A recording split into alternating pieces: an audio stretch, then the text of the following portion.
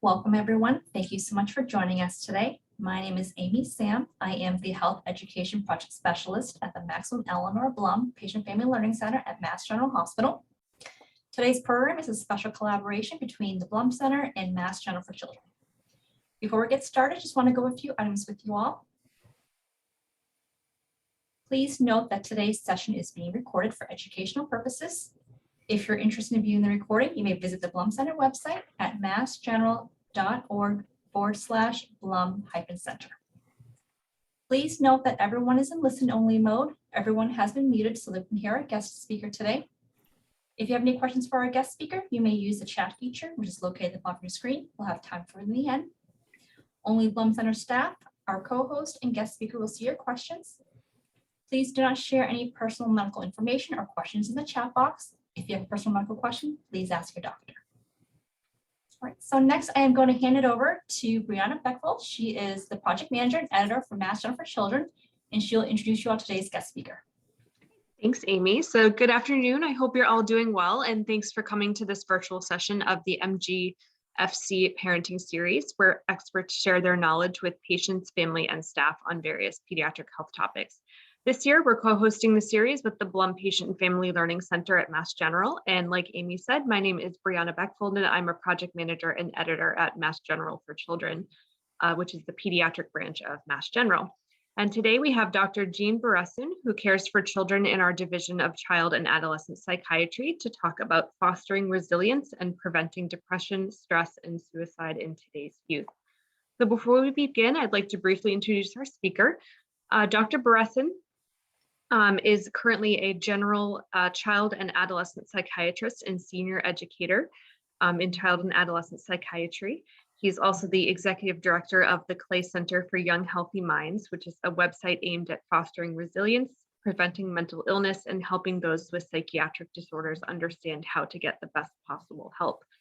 He's also the director of the Elizabeth Akampora Endowment, an outreach program to help meet the mental health needs of underserved youth and families in 3 different community settings. In the past, he has also served as the director of residency training in child and adolescent psychiatry here at Mass General and McLean Hospital. Lastly, he's the deputy editor and media editor for the journal Academic Psychiatry. He's consulted on a variety of TV shows such as ER, Law and Order SVU, and many children's specials on HBO and PBS Nova. He earned his medical degree from the University of Pennsylvania School of Medicine and completed his residency here at Mass General and Children's Hospital Boston. He also has a master's degree in philosophy from Yale. So as our speaker presents, we'll take questions from the audience in the chat box, and from here I will hand it off to Dr. Beresin. Hi, so let me see if I can share my screen. Okay.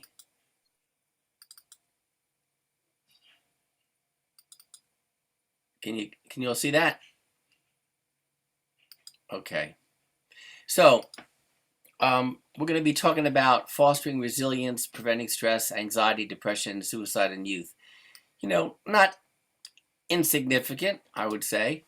I have nothing to disclose, and if anything comes up that you relate to, or that you have patients that relate to, contact your PCP. Okay, so let's get started. So you know what's amazing is that the psychiatric and behavioral illnesses have an extraordinary prevalence. Over the course of life, 1 in 4 will suffer from a psychiatric disorder.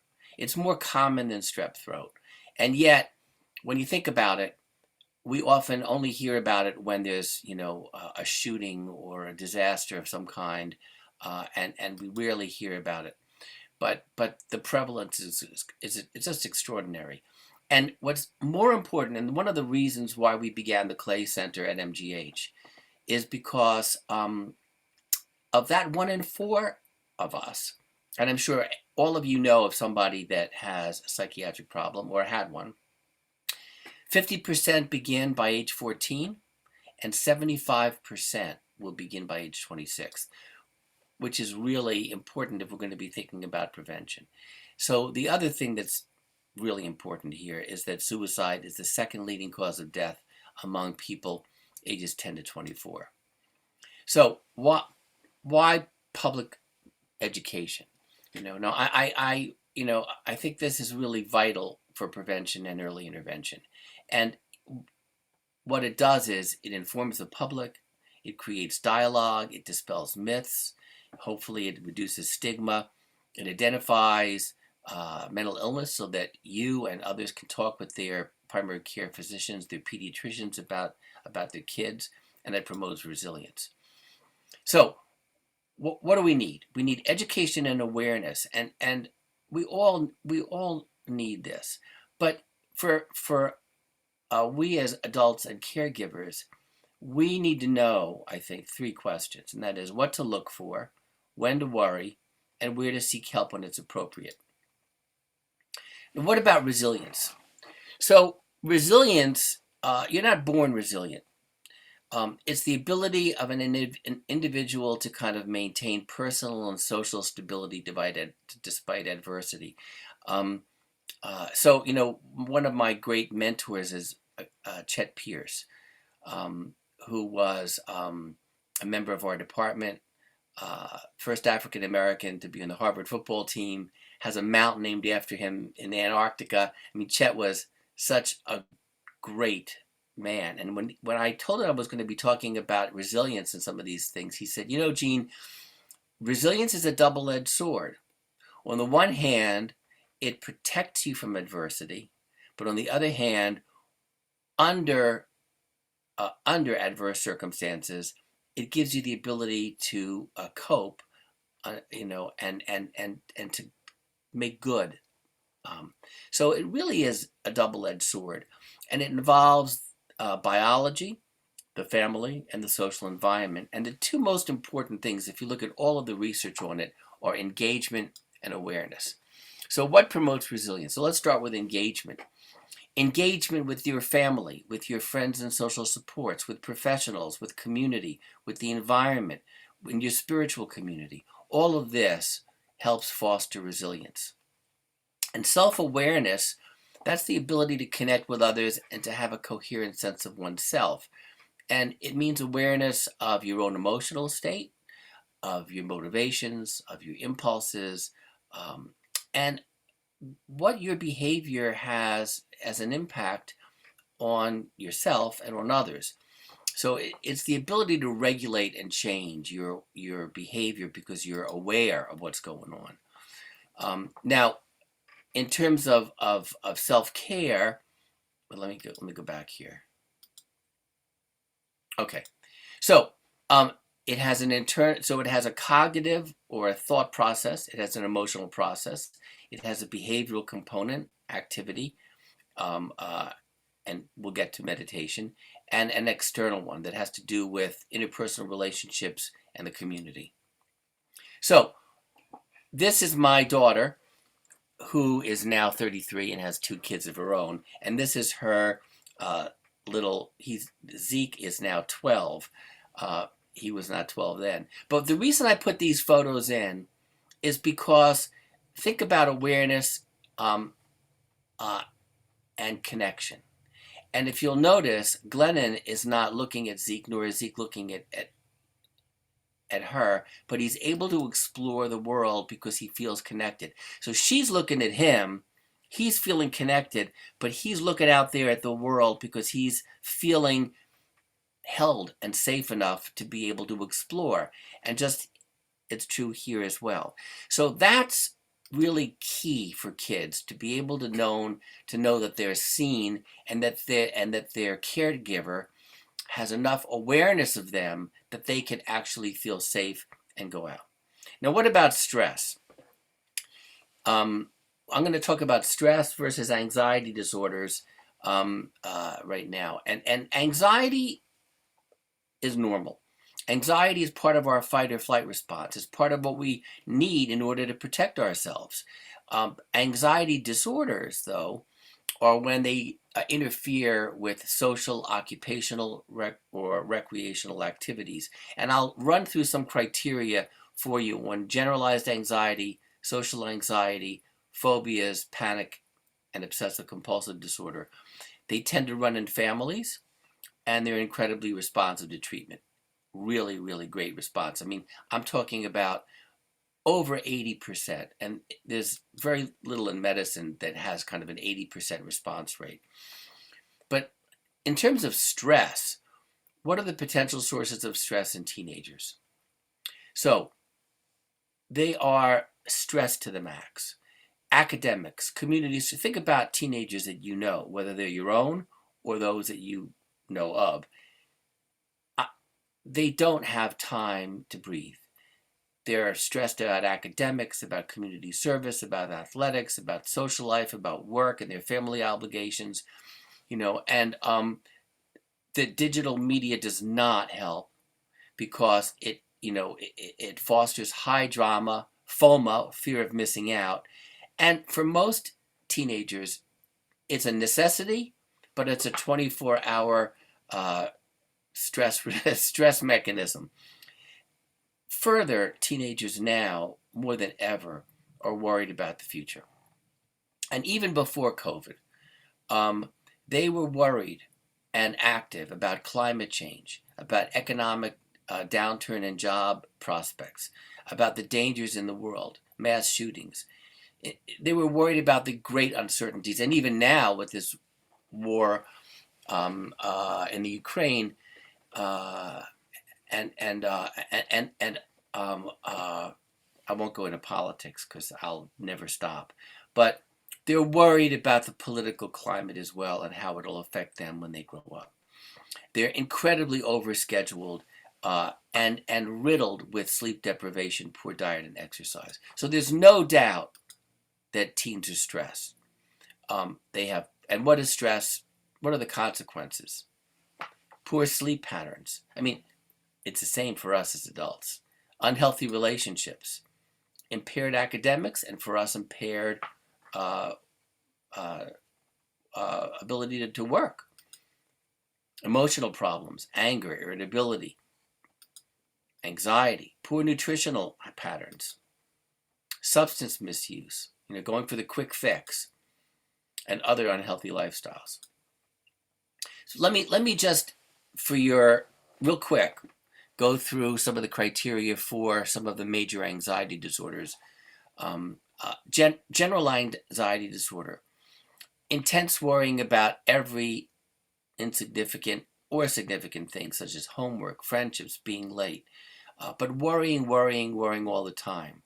And worrying so much that it actually disrupts normal activities such as schoolwork, friendships, or sleep.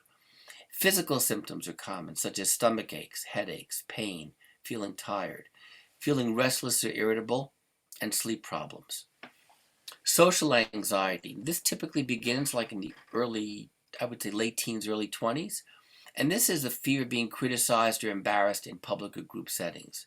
So there's fear of public speaking. There's fear of trying out for sports or the school play or making new friends.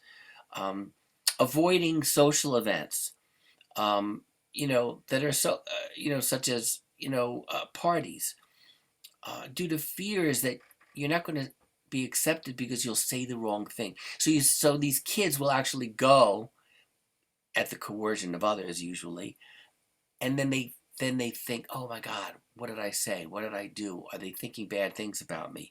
It's much more common in adolescence, and it often produces profound loneliness. And I have difficulty close to getting people, so they really, really avoid social contact. Now, what about panic disorder? Well, if any of you have had a panic attack, it's one of the worst things in the world. So a panic attack is like when a Mack truck, when you're walking across the street and a Mack truck is about to squish you like a bug, and then what do you have? You have palpitations, you have hyperventilation, you have dizziness, you have all kinds of physical symptoms, nausea, sweating, feeling lightheaded. That's appropriate. What happens is that for panic disorder, there is no Mack truck. These episodes of panic attack feels like you're having a heart attack. It feels like something is terribly wrong with you physically. You could actually faint. Let me go back. And oftentimes, they're associated with certain places where they occur. So places like schools, malls, restaurants, driving over bridges or tunnels, elevators, flying in planes, or taking public transportation. And what we consider what's called a phobic stimulus is where this fear or phobia takes place, where you have your panic attack. And it feels so horrible that there's this tendency to avoid those places. And the more you avoid them, the more they become mountains out of molehills. So what can be done for stress and anxiety? Well, there's a really important role for parents, teachers, and mentors. And what are some typical things that we can do to help our kids that have these problems? Keep to schedules. Self-care. Take care of yourself. And I'll come to that in a minute. Peer support. And our toolbox for self-care includes meditation, yoga, cognitive behavior therapy, which I'll go into in a minute, exercise, diet, good sleep hygiene. I mean, things that we all should be doing that can help us reduce stress and anxiety, and yet we often don't. Judicious use of digital media. I mean, we are hostages to our smartphones, TVs, tablets, and they only, unfortunately, increase stress. I mean, they inform us, but they are major sources of stress. And we can get professional help with therapy and medications. So one of the things you can take a look at when you have a chance is on the Clay Center's website, we have 3 videos for teenagers, self-help videos for middle school kids, for high school kids, and for college students. They don't like to be called kids. And it comes with a toolkit so that you can actually use this in schools or at home or in community centers.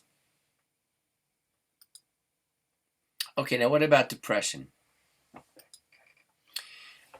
Depression among transitional age youth, and again, transitional age youth are 14 to 26. And the reason I raise the age to 26 is not just because 75% of psychiatric disorders begin by then, but that's when the brain fully develops. It turns out that between ages 14 and 26, the connections between the emotional centers of the brain, the amygdala, the hippocampus, the cingulate gyrus, you don't have to worry about those names, but the parts of our brain that are geared towards emotional reactions, pleasure, pain, fight or flight, don't become significantly connected to the higher thought centers, the cerebrum, and ultimately the orbital frontal cortex, that is that part of the brain right behind your eyeballs.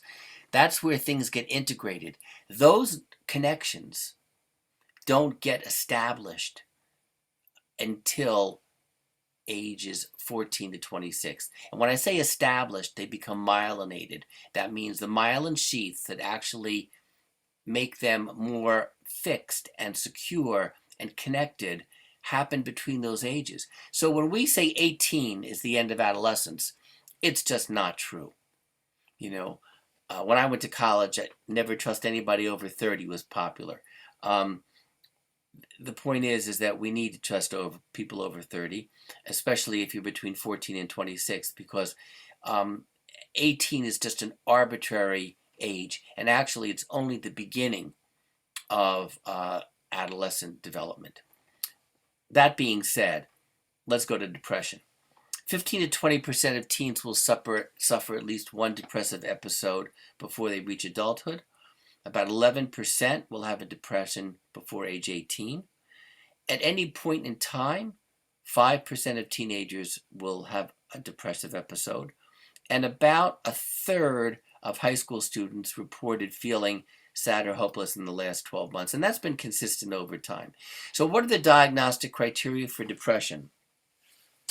Well, it's called the mnemonic is SIGE CAPS, which means prescribed energy pills. SIG, prescribed, E, energy, CAPS pills. They're not really energy pills. But what do we need? We need at least 5 of the following criteria. Sleep problems. Now, what's interesting about teenagers and young adults is that they often sleep too much, whereas adults often can't get to sleep or wake up early in the morning.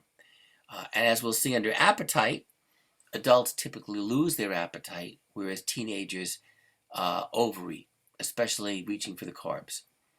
Lack of interests, a sense of guilt or low self-esteem, low energy, poor concentration, either being agitated or slowed down, that's psychomotor agitation or retardation, and a suicidal thinking with either the thought or the plan or the intent.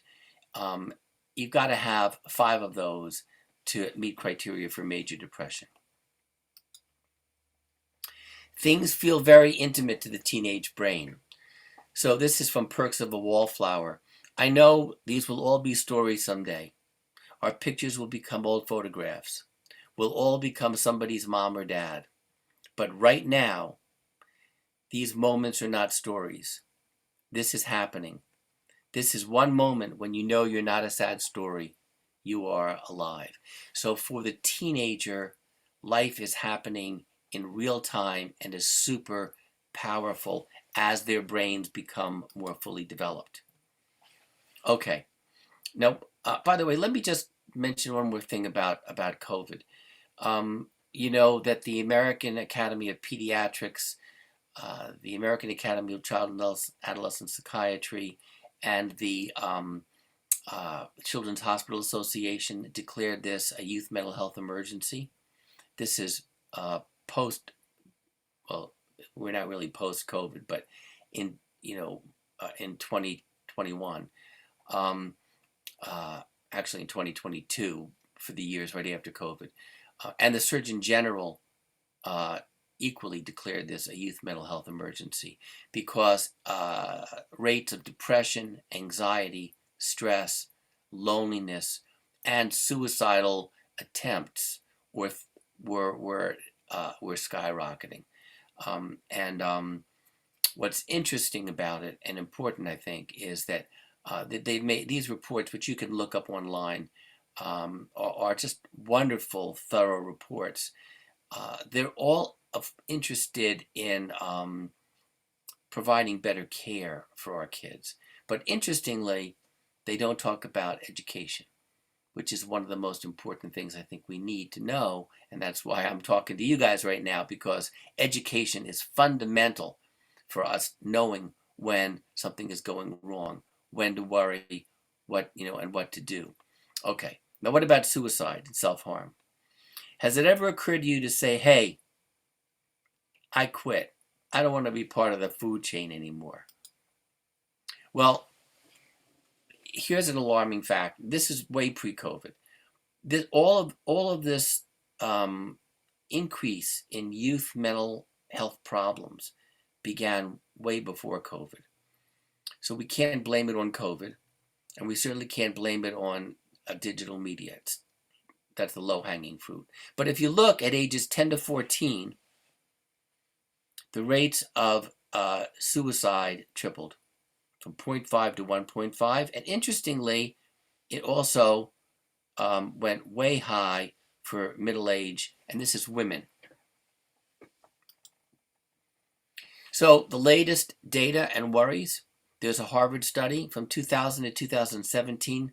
Suicide rates rose by 47% among teenagers, 15 to 69, and 36% among those 20 to 24. And as I've mentioned, suicide, not rates, but attempts and thinking about suicide rose 51% between 20 and 2022. Among males, for the first time ever, the suicide rate jumped 14.2%. And this is the first time that the suicide was higher in boys than in girls. And this accounts to more than 6,200 suicide among 15 to 24-year-olds. It's remarkable. So what are the hypotheses that folks are thinking about for this latest data and for the new data post-COVID. No one really knows the whys, but what's postulated? Well, the data could have been inaccurate before because suicide now is being included on death certificates more. Okay. Sometimes the opioid epidemic and overdoses are not accidents, but are actually suicide attempts. And then there are other possibilities that are all speculative, but we have to think about them. Our kids are more worried about the future, as I've mentioned, than ever before. Social media certainly is a factor. I mean, and particularly misinformation, but also, dramatic information. And unfortunately, many of our young people are getting the news from digital media and not from reputable news sources. There's reduced stigma to a certain extent these days, so it's now on the coroner's reports and it wasn't previously. But there's an increase in depression in adolescents, but a number of parents, caregivers, and teenagers themselves are just reluctant to take medications. Sleep deprivation. And I want to mention some societal factors, such as cyberbullying, which is huge. 1 in 3 will report being bullied, and online bullying tops the scale right now. And when you're bullied online, it goes viral, and it can't be taken back. So those kinds of things are very important to think about. And the other thing are media series, like 13 Reasons Why. Now, fortunately, it didn't result in suicides. But what we do know about media is that copycat phenomena are for suicides are a reality. And there have been over 3,000 studies to show that what young people, when a celebrity dies, when they see someone, even in a narrative or in a series, die by suicide, there's a period of 2 weeks in which copycat phenomena exist. Often, now what this has led to, fortunately, is guidelines that the CDC and the American Foundation for Suicide Prevention have given to journalists to non-sensationalize, to how they report and non-sensationalize suicides. And that's been very helpful. And increased pressures to succeed. Well, this isn't a cheerful sign. So, suicide among transitional age youth. Those with depression, and this is why it's so important for you to know about depression, are 5 times more likely to attempt suicide. 4 out of 5 college students who contemplate or actually take their lives by suicide show warning signs. So again, we need to know about it. And most important here is we need to ask. There's the myth that if you ask about suicide, you'll actually precipitate it. Wrong, wrong, wrong. Most young people who are asked if they thought about harming themselves, if they have a plan, if they intend to harm themselves, actually feel a sense of relief. And there's been a lot of research about this. And as I mentioned, it's the second leading cause of death for young people and especially for college students. And interestingly, and I think quite importantly, 80 to 90% of the college students who took their life by suicide were not receiving help at the time that they died. So what are the risk factors? Previous attempts, family history of suicide, and what we call adverse childhood experiences, histories of abuse and neglect or trauma. For more information about this, please do look at the American Foundation for Suicide Prevention. It's just an amazing wealth of information. Health factors. So mental health conditions, especially mood disorders and substance use disorders, serious physical health conditions, including pain syndromes and traumatic brain injury.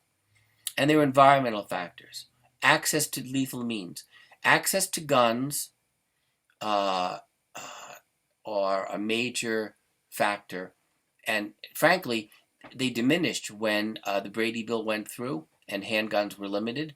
And for folks that actually have clear-cut methods of keeping their firearms locked up, and they teach their kids how to use them, it's not an issue.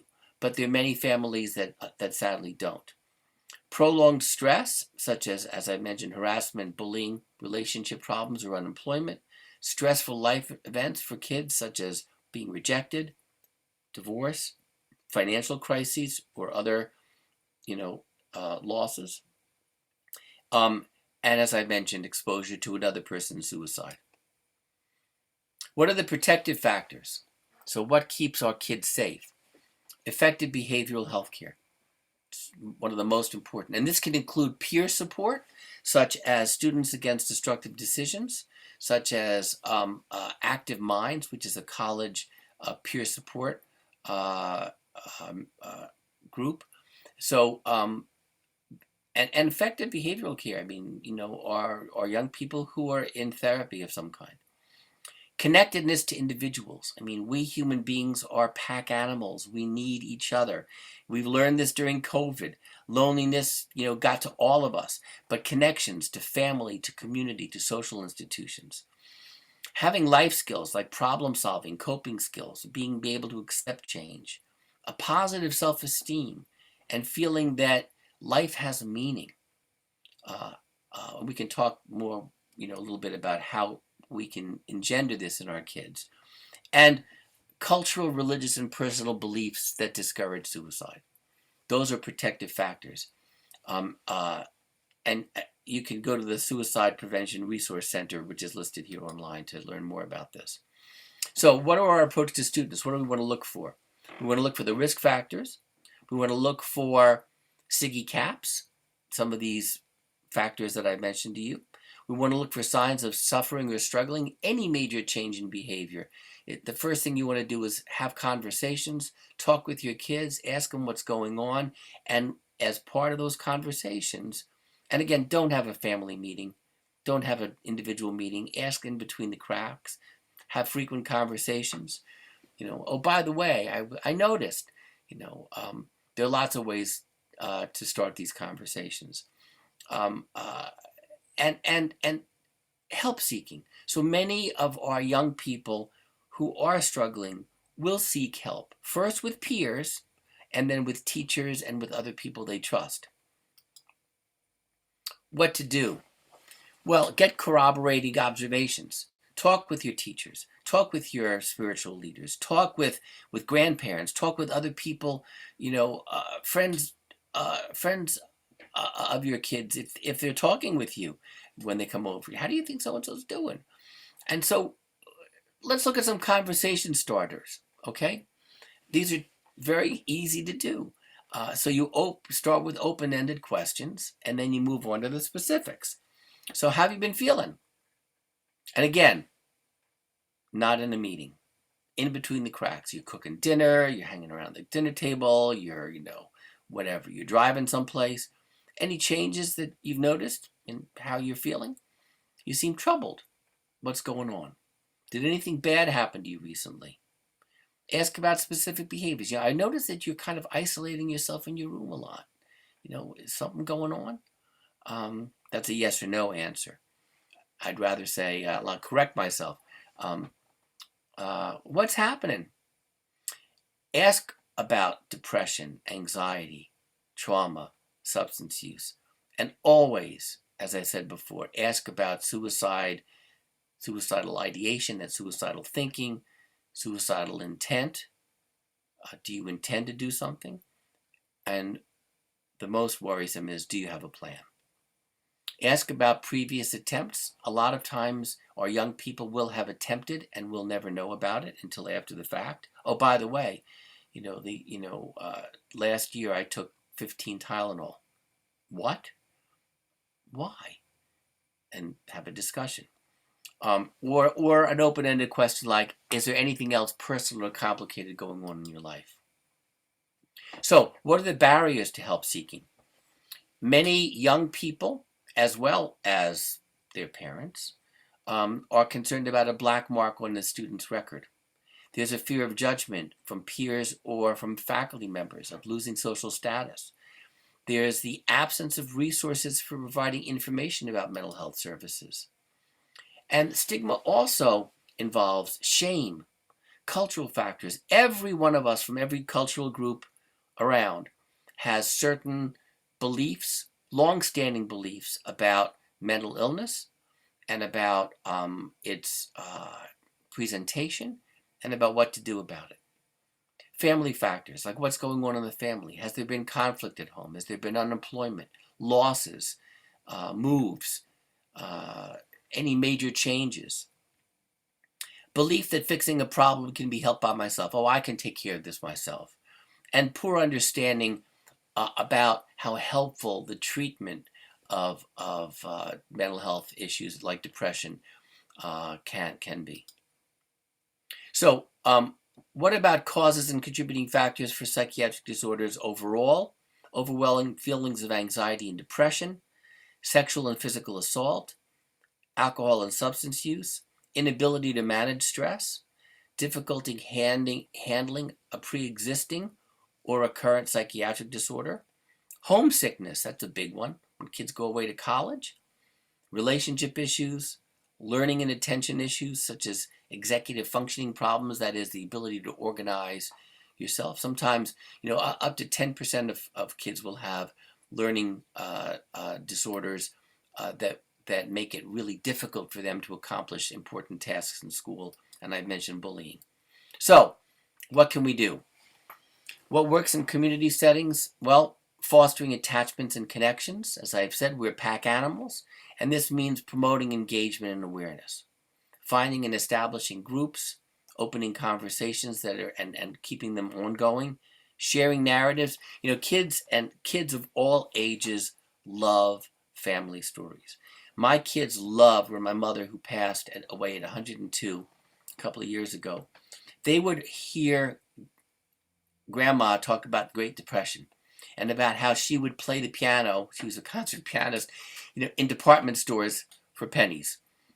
And they loved that story over and over again. And the other families that, when bad things happened, like when the tree fell on the house, or when the pipes broke and we were flooded. There are iconic family stories that I'm sure you all know that kids want to hear all the time. And for all of us, meditation, exercise, diet.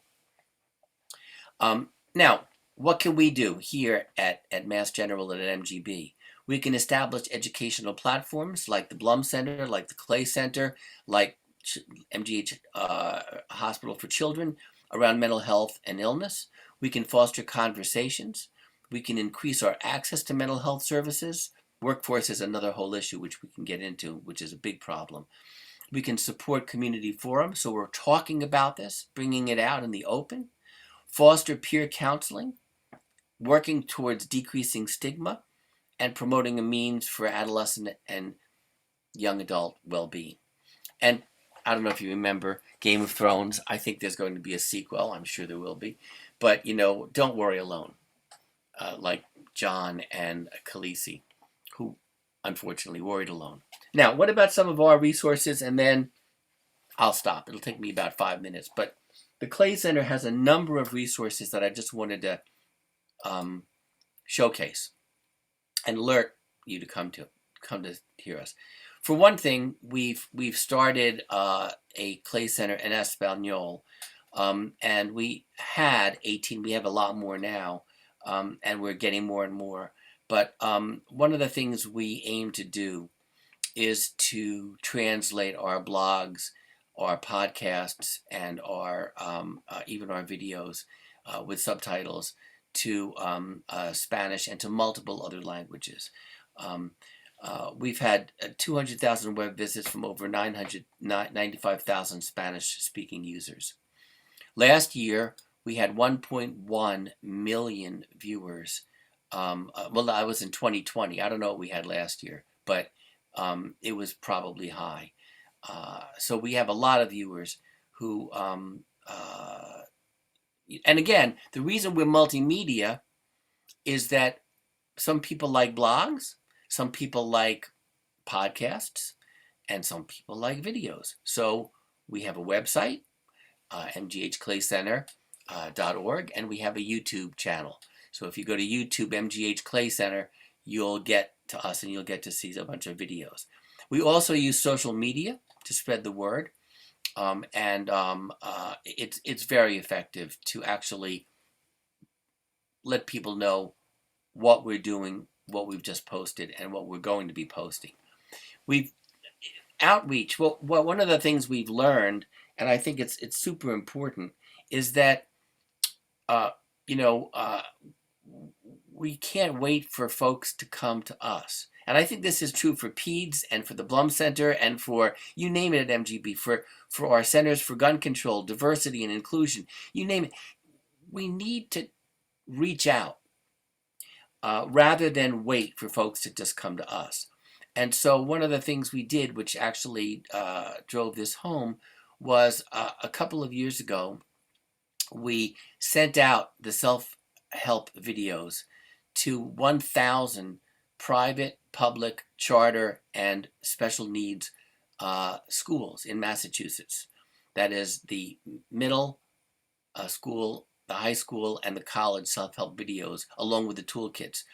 And we sent them out to some community organizations as well. It was fantastic. We actually got a response from a school district outside of Orlando that had 15,000 students that just thanked us for the middle school video. So one of the things we've learned about mental health education is reach out. And we've been on a whole variety of media spots. The lower right, I'm going to be on the Weather Channel this Friday talking about storm phobia. I think I should be called Dr. Doom, because whenever, this is true for mental health. Whenever there's something bad, like mudslides, wildfires, hurricanes, who are you going to call? Dr. Doom. Okay. Interestingly, during COVID, I wasn't Dr. Doom. I was asked, should kids have be able to go out and have a snow day during COVID? And I said, are you kidding me? Of course, we all need a snow day. But we get frequent interviews from the media, and the more we are exposed, the more people kind of see us as kind of a viable source for information. What I'm doing now is another thing that we do. We do webinars and presentations, and we've done these for the JED Foundation, which is focusing on suicide, Hub Week, the Acton Discovery Museum, Boston Scientific, a bunch of places. It makes a big difference. We have collaborators. We collaborate with NAMI, the National Alliance on Mental Illness, the American Foundation for Suicide Prevention, and others. So that's it. Now these, by the way, are my kids when they were, 2.5. And Zach now has a, 5-year-old and 3-year-old. And Glennon has, who you saw with my grandson that's now 12. He's another twin, fraternal twin. She has a 4-year-old and a soon-to-be 2-year-old. So that's it. And now we have some time for questions and comments. Great. Thank you so much, Gene. 15 minutes. Yeah, I love all the resources that you've shared. That'll be so helpful for our viewers. So we do have some questions, and I'll read them out loud for you, and you can answer them.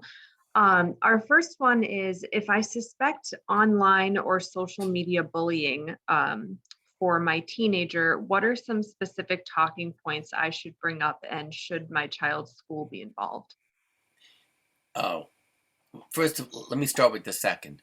The school should definitely be involved. I mean, what we've learned about bullying is that you have think of a triangle with the bully, the victim, and the bystander. And what you want to do is get the kids out of the corners. You want the bully to be less aggressive and more respectful. You want the observer to be less disinvolved and engaged, and you want the victim to be more proactive.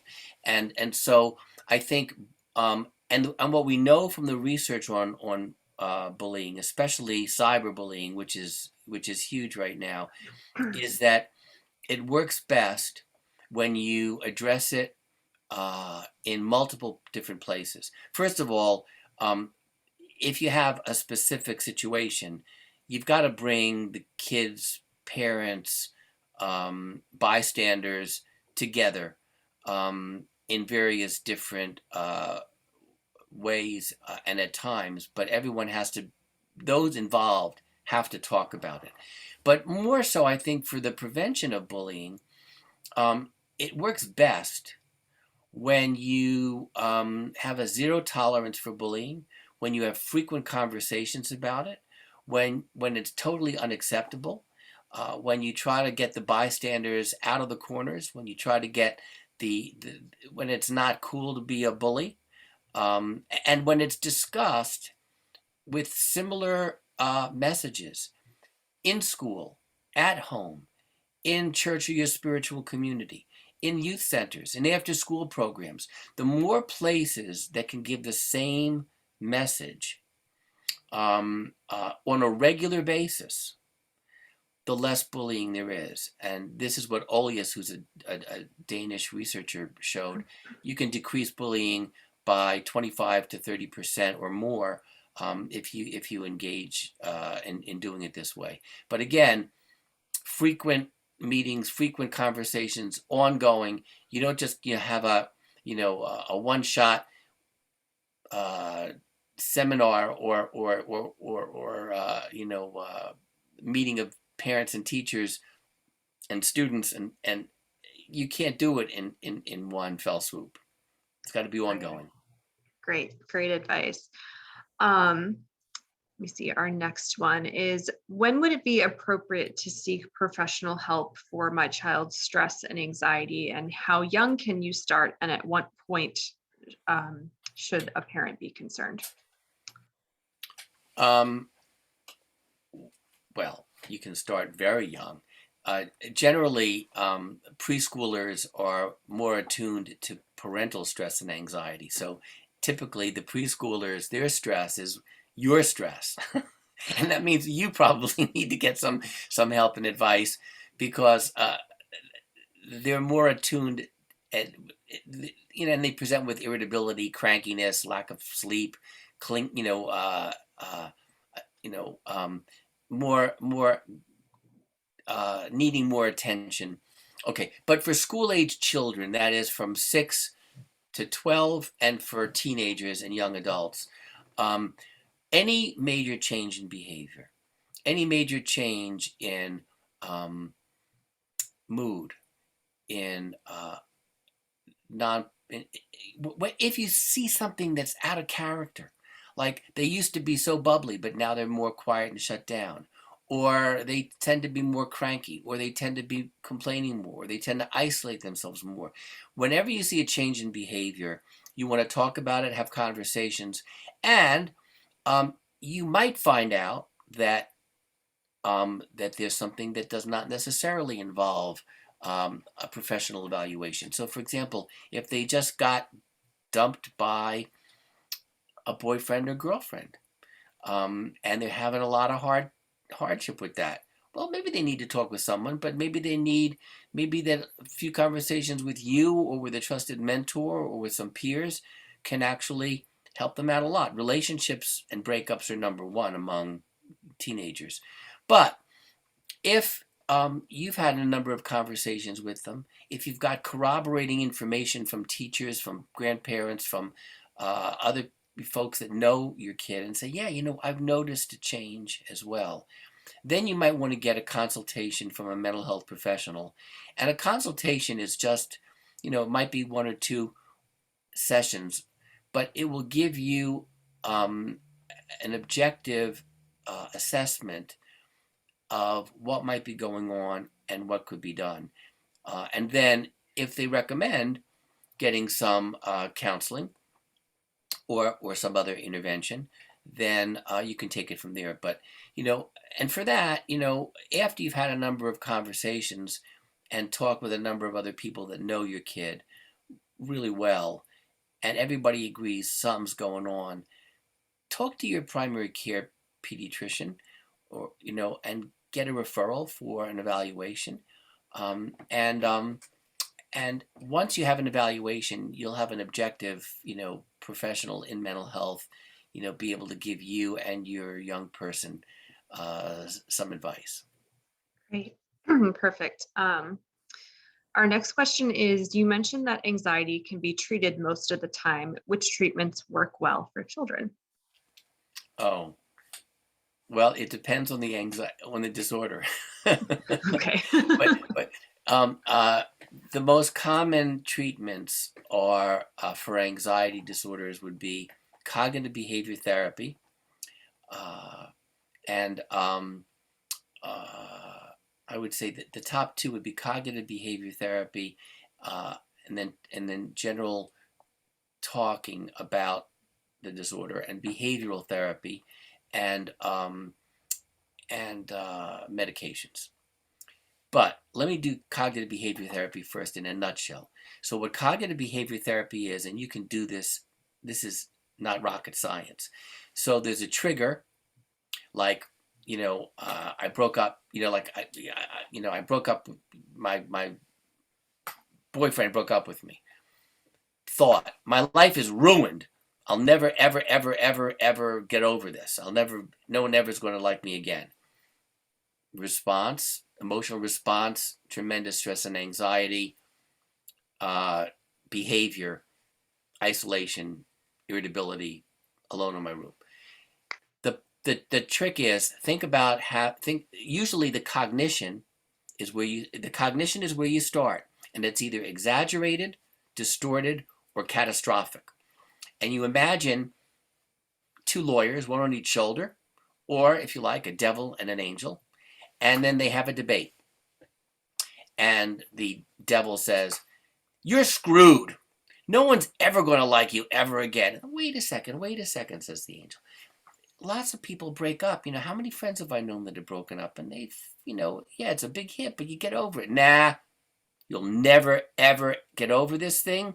It's the end of your life. What do you mean it's the end of my life? So you see what I'm getting at. You can role play this with your kid, or the kids can role play this together. They can and should do it alone.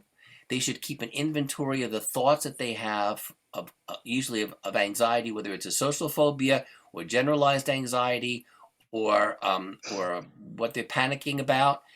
And you'll generally get an inventory of distorted, exaggerated, and catastrophic thoughts, which they map out, and then they can role play them. On their own, they can argue it out themselves daily. It's got to be a daily exercise, because CBT, cognitive behavior therapy, is a skill, and it's probably the most researched and proven effective method for anxiety. Second is meditation, and there are a number of apps, and there are a number of skills that you can do to learn meditation. I teach it to every single patient. And when you're in a deep state of meditation, you can give yourself what we used to call a hypnotic message, which is kind of when you're in a state of super concentration, focus concentration, and body relaxation, your mind is in a very suggestible state for you to say, "I won't be anxious going to school."